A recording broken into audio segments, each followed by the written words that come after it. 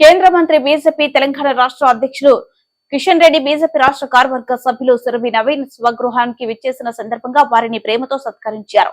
మోదీ నాయకత్వంలో కిషన్ రెడ్డి గెలుపుకు సికింద్రాబాద్ పార్లమెంట్ నియోజకవర్గం పరిధిలో ప్రతి ఒక్క బీజేపీ సైనికులు అందరూ కంకణం బుద్ధిలై పనిచేయాలని పిలుపునిచ్చారు.